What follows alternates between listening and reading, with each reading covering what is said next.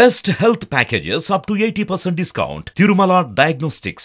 ఆంధ్రప్రదేశ్ రాజకీయాల్లో మరొక ఆసక్తికరమైనటువంటి పరిణామం జరిగింది.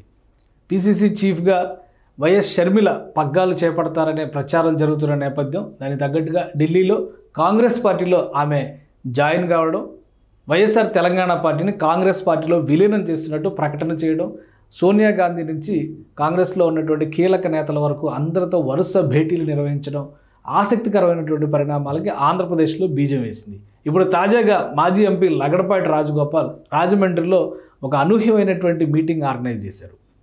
మాజీ ఎంపీ ఉండవల్లి అరుణ్ కుమార్, అలానే ఇంకొక మాజీ ఎంపీ హర్ష కుమార్తో ఆయన భేటీ కావడం రాజకీయంగా సంచలనం రేపుతున్నటువంటి పరిస్థితి ఉంది. ఇప్పటికే షర్మిలకి పగ్గాలు అప్పగించేటువంటి పక్షంలో గతంలో రాజశేఖర్ రెడ్డి చేసినటువంటి సేవల్ని గుర్తు చేస్తూ జగన్మోహన్ రెడ్డికి పోటీగా షర్మిల వారసత్వం పైన ఎక్కువ ఫోకస్ చేయాలని కాంగ్రెస్ పార్టీ వర్క్ చేస్తున్నటువంటి పరిస్థితి. అలానే ఆనాటి పరిణామాలకి సంబంధించి ఒక బలమైనటువంటి కాంగ్రెస్ వర్గ వాదనని ప్రజల్లోకి తీసుకెళ్లాలని నిర్ణయించింది. ఈ నేపథ్యంలోనే షర్మిల పిసిసి పగ్గాలు చేపట్టడం లాంఛనమే అనేటువంటి వాదన వస్తుంది. జేడి శీలం వంటి నాయకులు కూడా మరొక 4 రోజుల్లో షర్మిల బాధ్యతలపైన ఒక స్పష్టత వస్తుందని చెప్పి అన్నారు. అయితే తెలంగాణ ముఖ్యమంత్రి రేవంత్ రెడ్డి ఒక స్పష్టమైనటువంటి ప్రకటన చేశారు.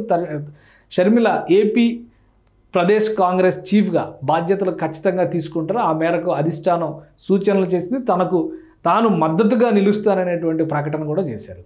అలానే తెలంగాణ ఎన్నికల్లో తనను ఓడించడానికి, ముఖ్యంగా కాంగ్రెస్ పార్టీని అధికారంలోకి రాకుండా అడ్డుకోవడానికి పొరుగు రాష్ట్ర సీఎం విస్తృతంగా ప్రయత్నించారని, కొన్ని విషయాలు బయటకు కూడా చెప్పలేననే రీతిలో రేవంత్ రెడ్డి మాట్లాడడం ఆసక్తికరంగా మారింది. ఈ నేపథ్యంలోనే వైఎస్ఆర్ ఆత్మగా భావించేటువంటి కేవీపీ రామచంద్రరావు కూడా మరొకసారి ఆంధ్రప్రదేశ్ రాజకీయాల్లో యాక్టివేట్ కాబోతున్నారనేటువంటి ప్రచారం జరుగుతుంది. షర్మిలకు మద్దతుగా ఈ పాత తరం రాజకీయ నాయకులందరినీ కూడా తెరపైకి తీసుకొచ్చేటువంటి ప్రయత్నాలు జరుగుతున్నట్టుగా తెలుస్తోంది. అదే సమయంలో లగడపాటి రాజగోపాల్ నిర్వహించినటువంటి భేటీ ఆసక్తిని రేకెత్తిస్తోంది. ప్రస్తుతం ఉండవల్లి అరుణ్ కుమార్ రాజకీయాల గురించి మాట్లాడినప్పటికీ తాను రాజకీయాలకి దూరంగా ఉన్నానని, ఏ పార్టీతోనూ కలిసి వెళ్తున్నటువంటి పరిస్థితి లేదు. అలానే హర్ష కుమార్ కూడా తనకున్నటువంటి వివిధ కారణాల రీత్యా రాజకీయ అంశాలకు దూరంగా ఉన్నాననేటువంటి రీతిలో మాట్లాడుతున్నటువంటి పరిస్థితి. ఈ పాత తరం కాంగ్రెస్ నాయకులందరినీ కూడా ఇప్పుడు షర్మిల నాయకత్వం వహించబోతున్నటువంటి తరుణంలో ఒక తాటిపైకి తీసుకొచ్చేటువంటి యజ్ఞంలో లగడపాటి కూడా కీలక పాత్ర పోషించబోతున్నారా అంటే, ఆయన మాత్రం తాను రాజకీయాలకు దూరంగా ఉంటానని చెప్పాను, అదే మాట మీద నిలబడతాను, అయితే ఎవరైనా సహాయం కోరితే ఖచ్చితంగా వారికి మద్దతు ఇస్తాను, వారి తరపున ప్రచారం చేస్తాను అనేటువంటి ఒక ఫీలర్ వదలడం అనేది ఆంధ్రప్రదేశ్ కాంగ్రెస్లో ఒక ఉత్సాహం నింపేటువంటి అంశంగా కనిపిస్తుంది. ఎందుకంటే రాజకీయ సన్యాసం ప్రకటన తర్వాత లగడపాటి రాజగోపాల్ పూర్తిగా తన వ్యాపారాలకే గత 10 ఏళ్లుగా పరిమితమైపోయినటువంటి పరిస్థితి, రాజకీయాల్లో ఎక్కడా ఇన్వాల్వ్ అయినటువంటి పరిస్థితి లేనేలేదు.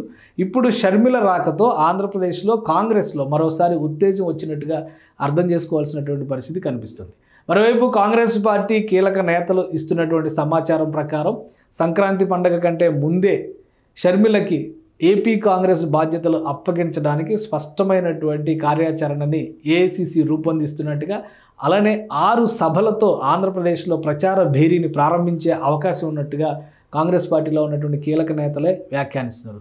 సో రాబోయే రోజుల్లో కాంగ్రెస్ పార్టీ పునరుత్తేజం పొందేటువంటి క్రమంలో, పునర్వైభవం దక్కించుకునేటువంటి మార్గంలో పాతతరం కాంగ్రెస్ నేతలందరినీ కూడా ఒక తాటిపైకి తీసుకొచ్చి ప్రజల మన్ననలు ఆంధ్రప్రదేశ్లో పొందగలుగుతుందా లేదా అనేది ఆసక్తికరంగా మారింది.